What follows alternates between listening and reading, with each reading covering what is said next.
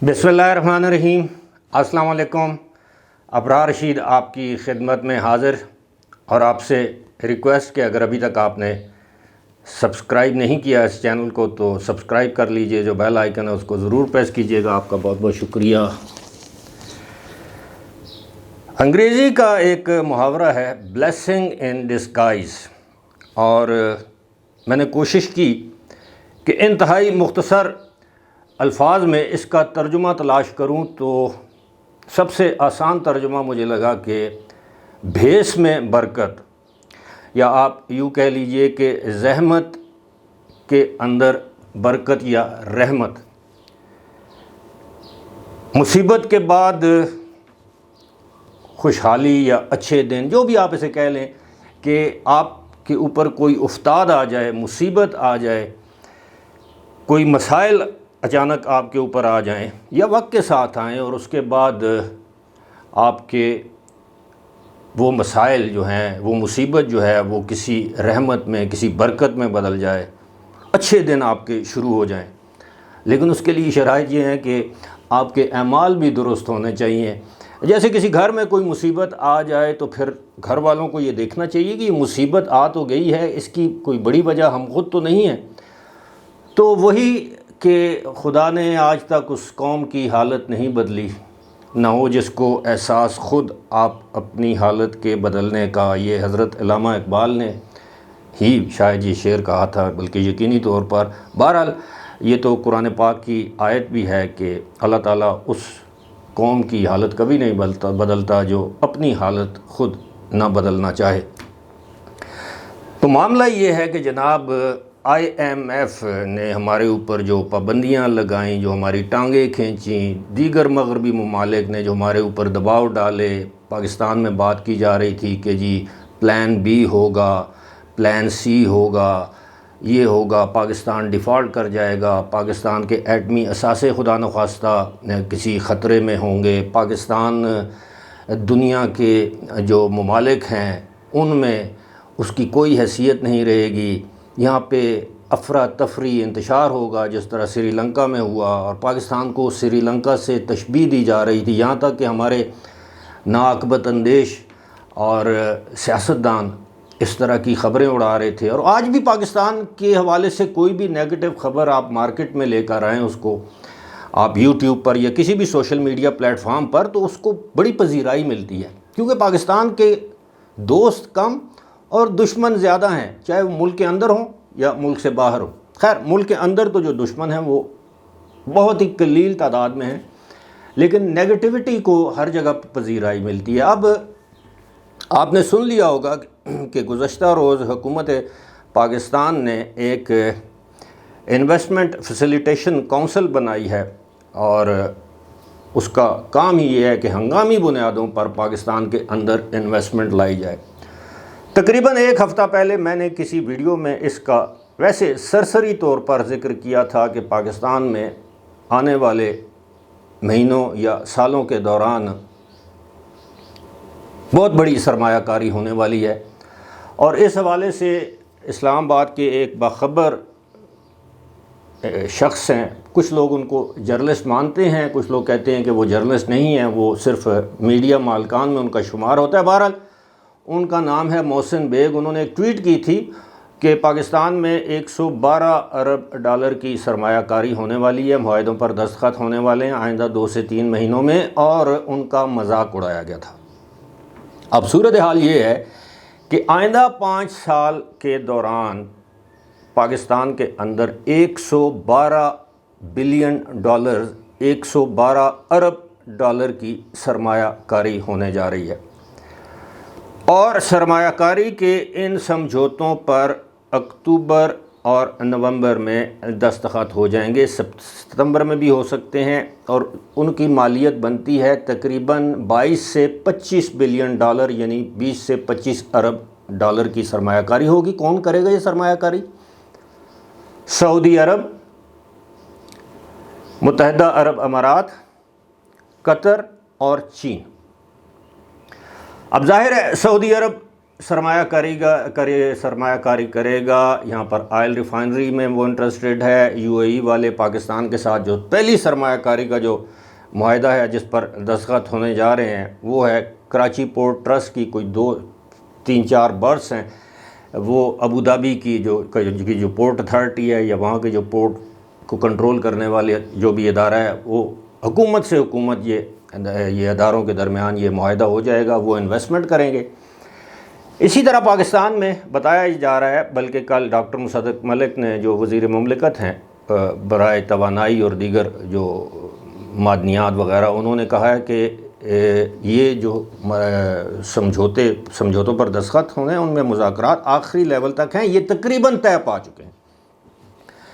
Agriculture sector میں سرمایہ کاری ہوگی, یعنی زراعت میں, اس کے بعد مائننگ میں ہوگی, اس کے بعد معدنیات, ظاہر ہے مائننگ کا ہی حصہ ہے, اور اسی کے ساتھ ساتھ I T sector, hospitality sector یعنی ہوٹل وغیرہ, ٹورزم اور انفارمیشن ٹیکنالوجی. یہ بہت بڑا سکوپ ہے پاکستان میں. پاکستان کے جو نوجوان ہیں جنہوں نے آئی ٹی سیکٹر میں مہارت حاصل کر رکھی ہے, بدقسمتی یہ ہے کہ پاکستان میں نوکریاں نہ ہونے کی وجہ سے ان کو دیگر ممالک میں جانا پڑتا ہے. اور کہا یہ جا رہا ہے کہ اس 5 سال میں 112 ارب ڈالر کی جو سرمایہ کاری ہوگی,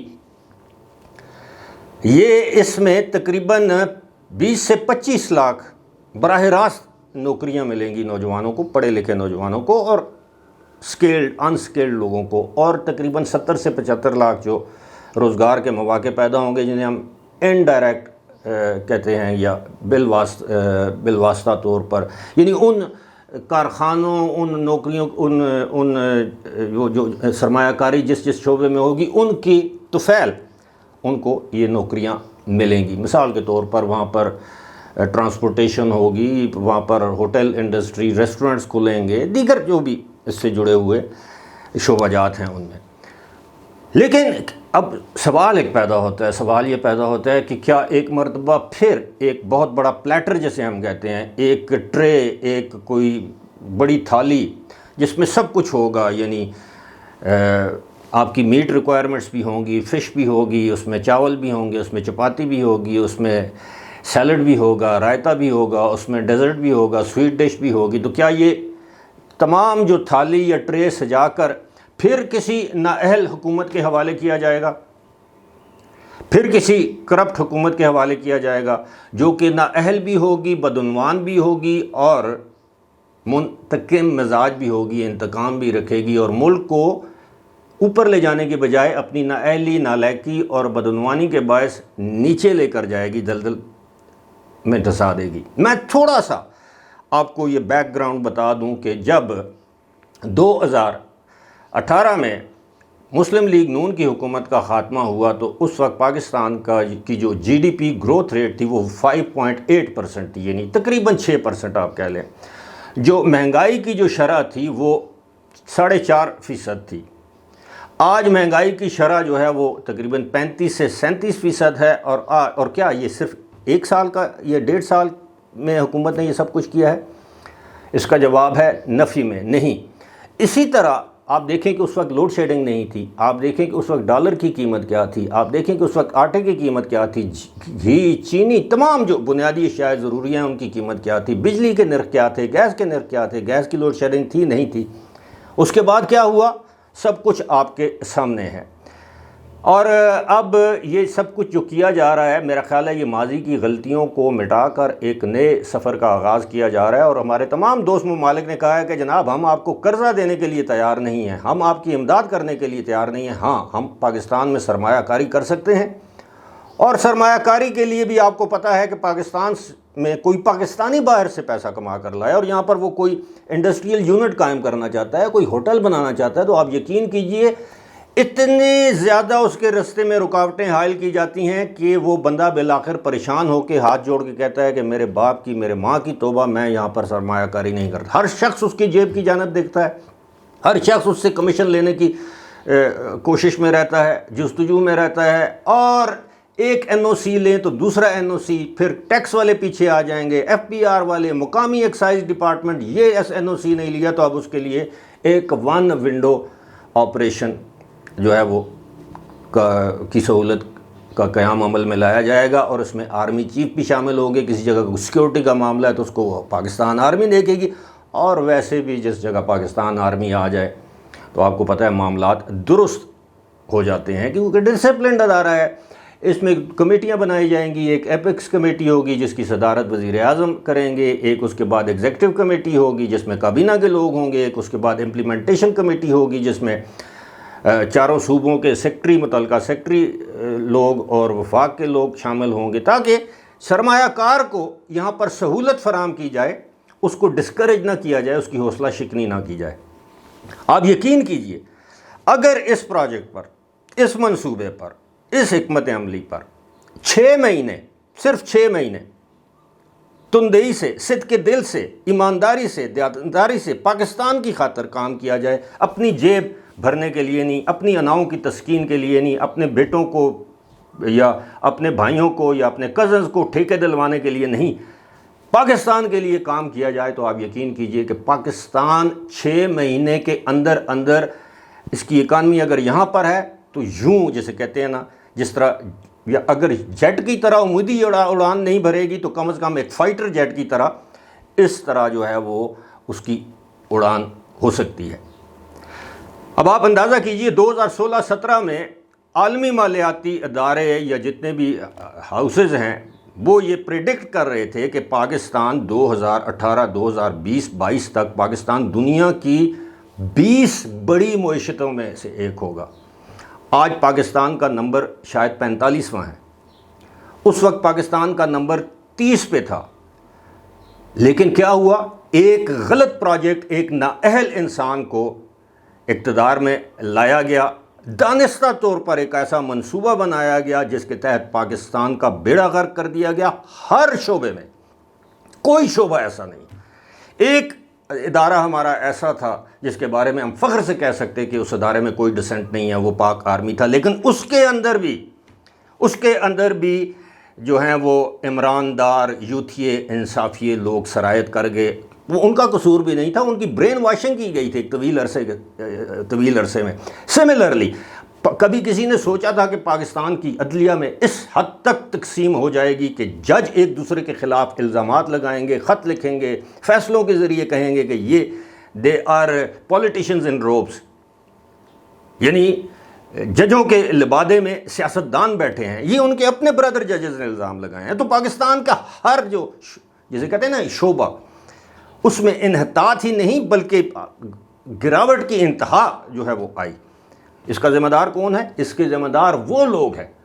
یہ معاملہ شروع ہوتا ہے جنرل احمد شجاع پاشا سے لے کر ظہیر الاسلام، جنرل ظہیر الاسلام، جنرل رضوان اختر، یہ تمام لیفٹیننٹ جنرل تھے، general Ashfaq Parvez Kayani, general Qamar Javed Bajwa, general Faiz Hameed, general Asif Ghafoor. اب یہ میں نہیں کہہ رہا، یہ پورا پاکستان اس بات پر یکسو ہے۔ جنرل عاصم سلیم باجوہ، وہ پتہ نہیں پاپا جونز، وہ پیزا والے، کسی نے ان سے نہیں پوچھا کہ جناب اس ملک کا بیڑا غرق آپ نے کر دیا ہے، اس ملک کی آرمی کو آپ نے ایک لحاظ سے ایک لافنگ سٹاک بنا دیا ہے۔ کبھی آپ نے سوچا تھا کہ پاکستان آرمی میں کچھ 100-150 کے قریب سینئر افسران گرفتار ہوں گے اس لیے کہ وہ آرمی کے اندر ڈسنٹ پھیلا رہے ہیں یا ان پر اس طرح کے الزامات ہیں؟ کبھی آپ نے سوچا تھا کہ ججوں کی اس حد تک تضحیک کی جائے گی؟ سوشل میڈیا پر، مین میڈیا پر، اخبارات میں لوگ کھل کر نام لیں گے کہ یہ عمرانڈو جج ہے، یہ عمران دار ہے، یہ سہولت کار ہے، یہ ہم خیال ہے۔ کبھی آپ نے سوچا تھا؟ لیکن اس سب تباہی کا ذمہ دار کون ہے؟ ہم لوگ بڑے آسانی سے کہتے ہیں عمران خان، لیکن یہ نہیں سوچتے کہ عمران خان کو لایا کون ہے؟ کیا ان کا بھی احتساب ہوگا؟ اگر نہیں ہوگا تو آپ اس طرح کی غلطیاں دوبارہ دہرائیں گے۔ لیکن یہ اچھی خبر اس لیے ہے کہ اب پاکستان کے جو دوست ممالک ہیں وہ پاکستان میں سرمایہ کاری کرنے کو تیار ہیں، اور ابھی تو میں نے ایران کا ذکر ہی نہیں کیا۔ ایران سے اگر پاکستان کو گیس پائپ لائن آ جاتی ہے، پیٹرولیم پاکستان کو آنا شروع ہو جاتا ہے، اور پاکستان امریکہ سے کہتا ہے جی ٹھیک ہے IMF خدا حافظ، اس طرح نہیں کہ پاکستان امریکہ سے تعلق توڑ دے گا۔ آج بھی پاکستان کی مصنوعات بڑی تعداد یا مقدار میں امریکہ اور یورپین منڈیوں میں جاتی ہیں، ایسا بھی نہیں ہوتا۔ لیکن یہ ہے کہ پاکستان اگر اس بلاک میں آ جاتا ہے جو ایک اسٹریٹجک بلاک بن رہا ہے، پاکستان کی ضرورت ہے یہ بلاک، کیا پاکستان ان تمام ممالک سے الگ ہو کے صرف امریکہ کا دم بھرتا رہے جس کے ساتھ ہمیشہ ہماری جو میرج آف کنوینئنس رہی ہے، ان سہولت کی شادی رہی ہے؟ تو لہٰذا پاکستان نہ چین سے الگ ہو سکتا ہے، نہ ایران سے، نہ سعودی عرب سے۔ اب تو سعودی عرب اور ایران بھی یکجان دو قالب ہونے کو جا رہے ہیں، ان کے آپس میں سفارت خانے کھل رہے ہیں۔ سعودی عرب کا سفارت خانہ عید کے بعد کھل جائے گا تہران میں۔ سعودی عرب کے وزیر خارجہ تہران میں گئے ہیں، ان کی ملاقات تو وہاں پہ برف پگھل نہیں رہی، پگھل چکی ہے۔ اب وہ دوستی کی جانب بڑھ رہے ہیں۔ وہی سعودی عرب جو کہتا تھا کہ ہم ایران کو صفحہ ہستی سے مٹا دیں گے، یا ایران یہ کہتا تھا کہ ہم سعودی عرب کو نہیں چھوڑیں گے، تو وہ آپس میں مل رہے ہیں۔ اسی طرح پاکستان جو ہے وہ ایران سے، سعودی عرب سے، چین سے، قطر سے، UAE سے، ترکی سے، ترکیہ جسے ہم کہتے ہیں، ان سے الگ نہیں ہو سکتا۔ یہ پاکستان کی ایک اسٹریٹجک حیثیت ہے۔ اور آنے والے دن یہ آپ یقین، بات وہی ہے کہ مخلصی، صدق دل، دیانتداری، ایمانداری سے، اور ایسا نہیں کہ آئندہ الیکشنز ایک مرتبہ پھر کسی مصلحت کے تحت انجینئرڈ ہوں اور پھر انہی نااہل نالائق لوگوں کو ہمارے اوپر مسلط کر دیا جائے، تو پھر پاکستان کا اللہ ہی حافظ ہوگا۔